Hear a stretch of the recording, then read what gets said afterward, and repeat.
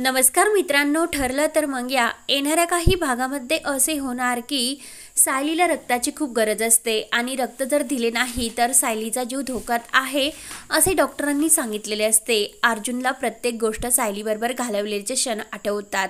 सायलीच्या प्रेमासाठी अर्जुन वेडापिसा झालेला असतो आणि इकडे तिकडे तो रक्ताची चौकशी करत भटकत असतो। आता काय करावे, शेवटी गणपती बाप्पाला त्याने हात जोडलेले असते आणि देवा, आजपर्यंत मी तुझ्याकडे काही एक मागितले नाही, पण माझ्या सायलीला प्लीज बरे कर आणि तिच्यावर हे संकट आलेले आहे ना, त्या संकटातून तिला वाचव, कारण मला माझी सायली एक लाईफ पार्टनर म्हणून माझ्यासोबत कायम असायला हवी।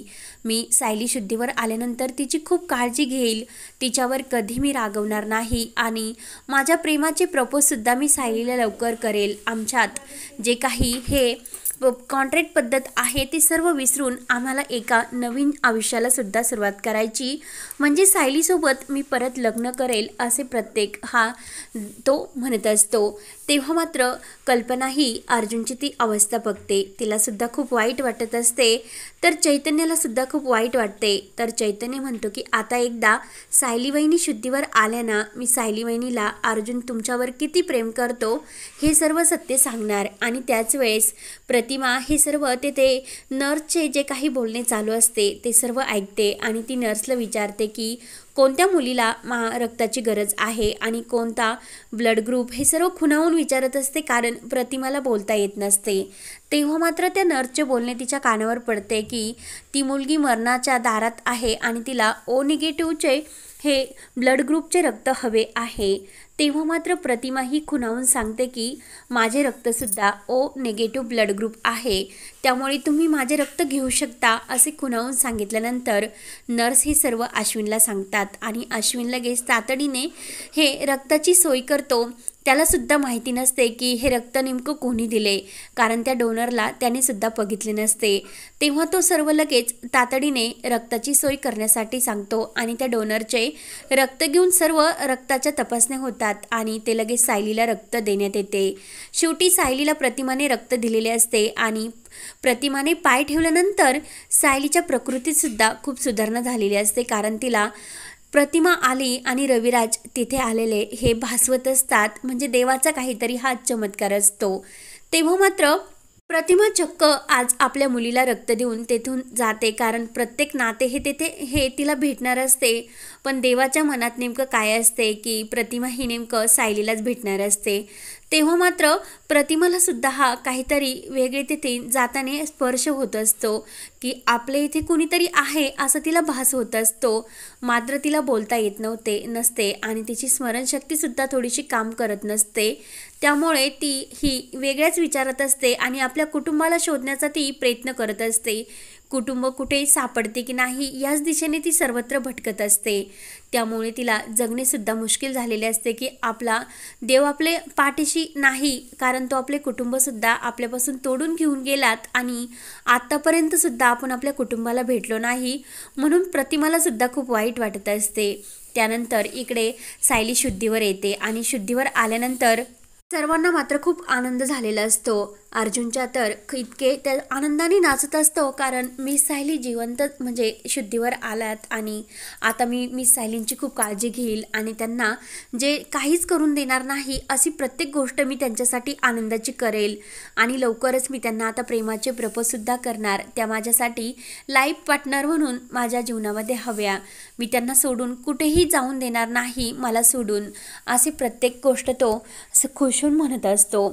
कल्पना म्हणत असते की अरे अर्जुन, देवाने तुझी हाक ऐकली आणि तुझे खरंच सायलीवर खूप प्रेम आहे। चैतन्य म्हणतो की आता मी हे सर्व सायली वहिनीला नक्की सांगणार। तेव्हा मात्र सायलीला सुद्धा अर्जुनच्या प्रेमाची जाणीव होत असते आणि शुद्धीवर आल्यानंतर ती अर्जुन सर म्हणजे आई बाबा असे प्रत्येक शब्द म्हणत असते आणि रविराज काकांना सुद्धा प्रेमाने ती हाक मारते। तेव्हासुद्धा सायलीला आणि रविराजला हे आपण काहीतरी आपल्यामध्ये नातं आहे हे जाणवत असते, मात्र कुणाला काही समजत नाही। त्यानंतर शुद्धीवर आल्यानंतर तिला पूर्ण भूतकाळ आठवत असतो की तिचा ॲक्सिडेंट झाला आणि ते क्षण ती सायलीला सर्व कानात घुमत असतात। सायली विचार करत असते की असे का होते, काहीतरी नक्की नातं आहे, तर जेव्हा सायली शुद्धीवर येते तर हा प्रियाला मात्र खूप मोठा धक्का बसलेला असतो. प्रिया म्हणत असते की ही सायली गेली असती म्हणजे हिच्या मरणाची खबर आपल्याला मिळाली असती तर खूप आनंद झालेला असतो, कारण या दोन्ही कुटुंबात आपल्याला हक्काने राहता आले असते आणि या सायलीमुळे आपल्याला कोणताही हक्क भेटत नाही आणि त्या अर्जुनच्या आयुष्यातसुद्धा त्या सायलीला जागा आहे. ती मरणाच्या दारात असतानासुद्धा तो तिच्यावर किती प्रेम करतो.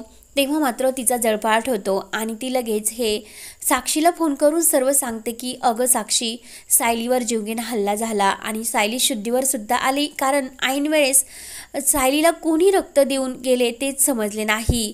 तेव्हा मात्र साक्षी हे तिला धक्का बसतो आणि ती प्रियाला मात्र काही सांगत नाही आणि लगेच महिपत म्हणजे अण्णाकडे येते आणि रविराज, नागराज आणि राकेश तिथेच असतात. तर लगेच ती सांगते की तुम्ही जो काही सायलीवर अटॅक केला होता आणि त्याचा काही एक उपयोग झालेला नाही, आता तुम्हाला कसे अर्जुन त्याच्या जाळ्यामध्ये अडकवतो ते तुम्ही बघतच राहा, कारण त्या अर्जुनचे सायलीवर खूप प्रेम आहे.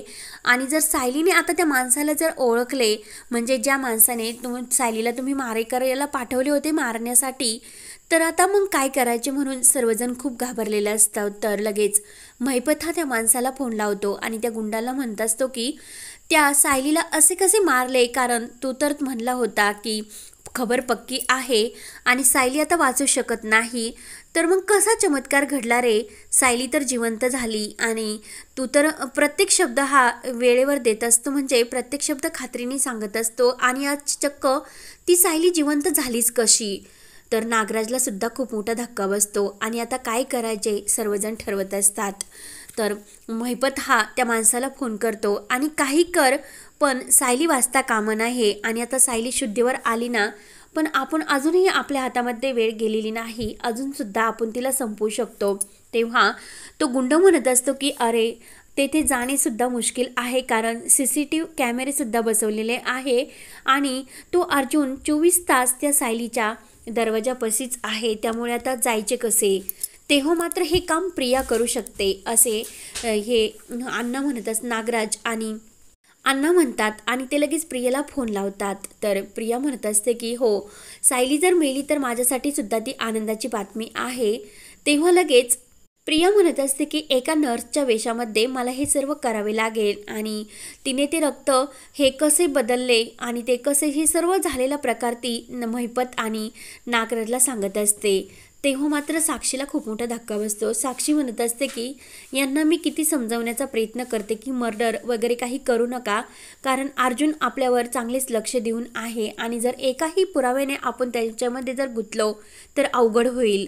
तेव्हा मात्र प्रिया नर्सच्या वेशात येते आणि सायलीला मारण्याचा पुन्हा प्रयत्न करत असते, मात्र अर्जुन ऐनवेळेस तेथे आलेला असतो आणि प्रियाच्या हातातून ते इंजेक्शन खाली पडलेले असते.